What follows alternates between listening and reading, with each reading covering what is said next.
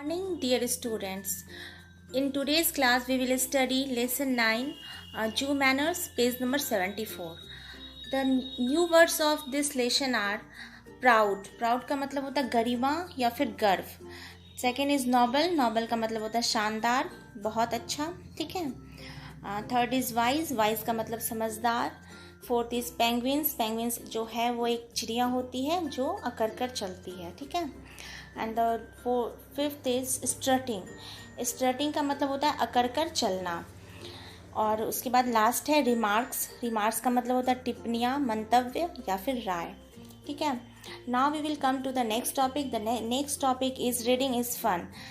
तो यहाँ पे पहला क्वेश्चन है what do you see at the zoo. आप चिड़ियाघर में क्या देखते हैं. The answer is we see different kinds of animals at the zoo. हम जो है बहुत तरह के जानवरों को या फिर पशु पक्षियों को चिड़ियाघर में देखते हैं, ठीक है. The second question is what does the camel have on it's back. Second question है जो कैमल को उसकी पीठ के ऊपर क्या होता है. तो वो एक कुबर जैसा उगा रहता है जिसको कि हम्प कहते हैं हम लोग, ठीक है. तो आंसर लिखेंगे इसका the camel has a hump on it's back. Camel के पास जो है हम्प होता है उसकी पीठ पर.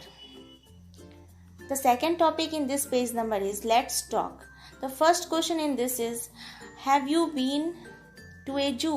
क्या आप कभी जू गए हैं.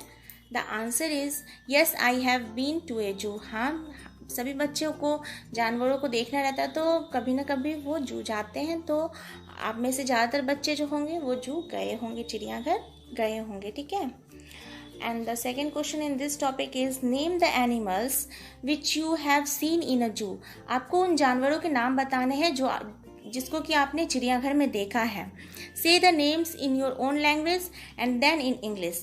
और आपको जो है ये इन नामों को पहले अपनी भाषा में बताना है और उसके बाद उसे इंग्लिश में बताना है, ठीक है. तो इसका आंसर मैंने यहाँ लिखा है I have seen tiger, lion, giraffe, elephant and monkey in the zoo. मैंने किनको किनको देखा है. ज़्यादातर बच्चे tiger, lion, giraffe, elephant, monkey इन सबको देखते हैं, ठीक है. जैसे कि बाघ, शेर, जिराफ, हाथी, बंदर, इन सब जानवरों को बच्चे देखना पसंद करते हैं, ठीक है. And now the next question is name the animal you like the most and why. तो आपको उस एनिमल का नाम बताना, उस जानवर का नाम बताना है जिसको कि आप सबसे ज़्यादा पसंद करते हैं और उसके बारे में ये भी बताना है कि आप उसे क्यों पसंद करते हैं. तो यहाँ पे जो मैंने जिस जानवर का नाम लिखा है वो है मंकी. मंकी का मतलब होता है बंदर.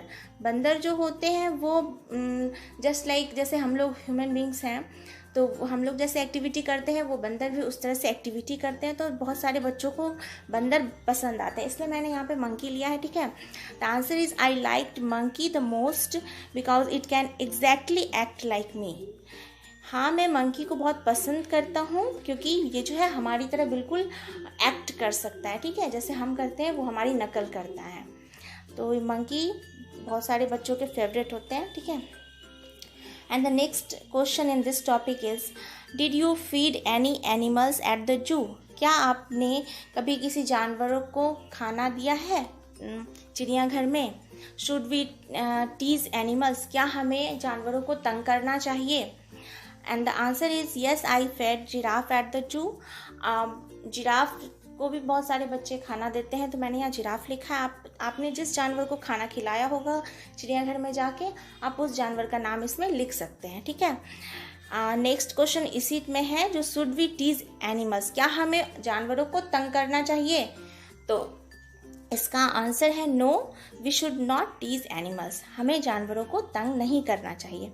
उन्हें प्यार से जिस तरह से वो चिड़ियाघर में रहते हैं उनको उनके साथ वैसा ही व्यवहार करना चाहिए, ठीक है.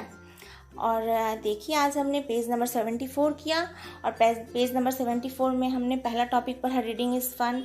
सेकंड पढ़ा हमने लेट्स टॉक, ठीक है. और उसके बाद लास्ट टॉपिक है इस पेज नंबर का let's listen. Listen and put A tick against the words that the teacher says. आपको अपनी टीचर की बातों पर ध्यान देके उसे सुनना है और जो आप वर्ड आपके टीचर कह रहे हैं उसमें यहाँ पे टिक करना है. अगर मान लीजिए आप टीचर का प्रोनाउंसिएशन है इट तो इट में आपको टिक करना है, ठीक है. अगर वो एट कह रहे हैं एट, तो आपको प्रोनाउंसिएशन पे ध्यान देना है। तो एट का अगर आपको सुनाई देता है तो आप एट में कर सकते हैं, ठीक है। You have to concentrate on the pronunciation of your teacher, okay. And now the second words are, second row in the words are think. First word is think and the second is thank. तो आपको यहाँ pronunciation पे ध्यान देना है, जो teacher ने think कहा है या फिर thank कहा है। थिंक का मतलब होता है सोचना, थैंक का मतलब होता है धन्यवाद देना, ठीक है। And next is fun and fan. Fun का मतलब होता है मज़ा करना और फैन का मतलब होता है पंखा। तो आपको टीचर के प्रोनाउंसिएशन पे ध्यान देना है कि टीचर ने क्या कहा, फन कहा या फिर फैन कहा। तो जो टीचर कहेंगे उसमें आप टिक कर देंगे, ठीक है, इस तरह से। सेकेंड, उसके बाद है मच। मच का मतलब होता है बहुत, मैच का मतलब होता है मिलाना। तो टीचर ने मच कहा है या फिर मैच कहा है, आपको ये ध्यान दे के करना है, ठीक है। मच, मैच, ठीक है। टीचर जो कहेंगे उस पर आपको टिक करना है। फिर उसके बाद है वेल और है वाल। वेल का मतलब होता है कुआं और वाल का मतलब होता है दीवार। तो आपको दीवार जिसको हम कहते हैं, ठीक है। तो टीचर जो प्रोनाउंसिएशन करेंगे उसको आपको देख के इसको टिक करना है, ठीक है।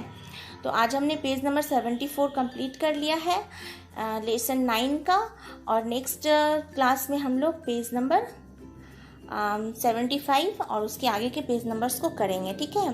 तब तक के लिए आप इन सारे question answers and new words को अपनी इंग्लिश की कॉपी में नोट डाउन कर लेंगे और अपनी पढ़ाई में मन लगाएंगे। Thank you my dear students.